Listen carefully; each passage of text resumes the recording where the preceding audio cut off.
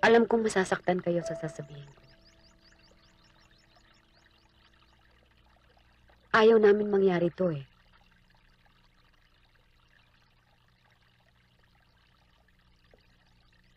May problema kami ng daddy ninyo. At nag-usap kami para mapagkasunduan kung ano talaga ang dapat gawin. Ma, bakit? Parang ganito eh. Si daddy nyo, papunta rito. Si mami, dito naman. Hindi kami pareho eh. Sa mag-asawa, ang pagsasama, dapat ang takbo pa ganito. Hindi pa hiwalay. Pagpahiwalay, minsan, nawawala yung love and respect. Tapos ang mangyayari, away sila ng away. Hindi nyo gusto mangyari yon, di ba?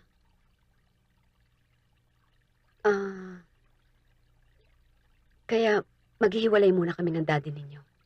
Hanggang kailan? Sana po ngayon titira si Daddy?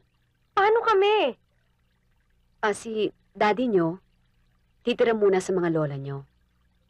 Kayong dalawa, may iwan dito sa akin. Temporary lang naman ang ganitong setup eh.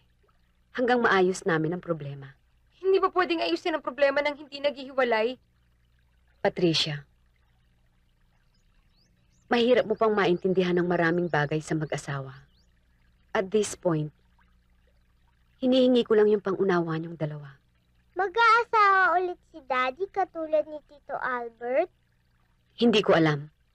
Hindi mo muna dapat iniisip yan. Kailan naalis si Daddy?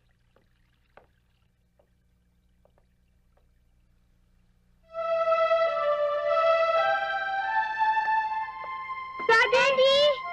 Daddy! Daddy! Daddy! Daddy! Daddy! Daddy! Daddy!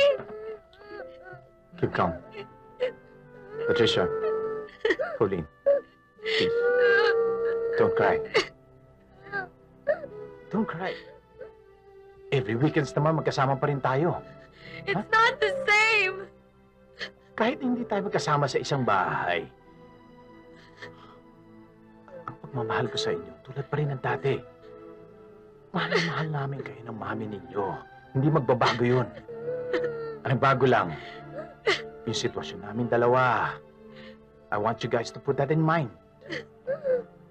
Daddy, pati na lang kayo ni Mami. Huwag kayong umalis. Hindi naman kami magkagalit ng mami mo eh. Alay mo, in a few weeks, bumalik na ako dito. Daddy, sasama ako sa'yo. Wala kang kasama. Who will take care of you? I'll be fine. I'll be fine. Basta ang gusto ko, mag-aaral kayo maigi. Susundin niyo lagi si Mami para hindi siya nahihirapan. Okay? Don't cry. Just don't cry. Daddy! I love you guys. Remember, Daddy! every weekend. Promise. Daddy!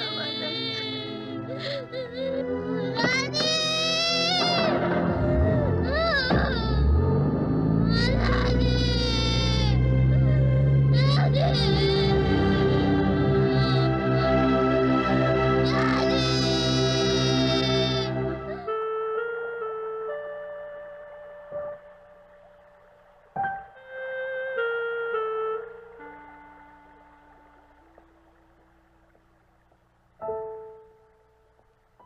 Leo? Ma? Kumusta ang lakad mo? Okay.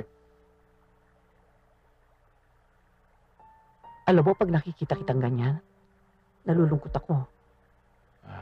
Nagpapahangin lang ako, Ma. Anak, you deserve to be happy. Bakit hindi ka mag-asawa muli? Yung makakasundo mo, yung napapagay sa'yo.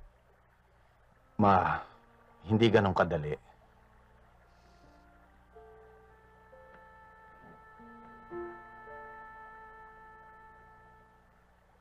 Sayang ka kasi, bata ka pa eh.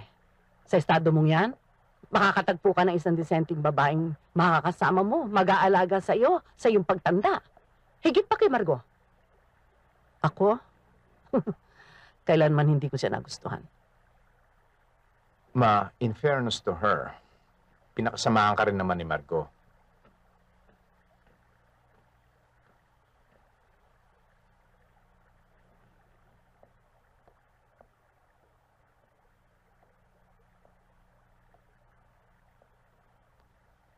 Noong una ko makilala si Margo, alam kong hiwalayan ang kahihinatnan niyo. Bakit, Ma? Nakita kong hindi kayo bagay sa isa't isa. Masyado siyang ambisyosa. Masyado Ma. mataas ang... Hindi lang si Margo ang may kasalanan. Pati ako may naging pagkukulang.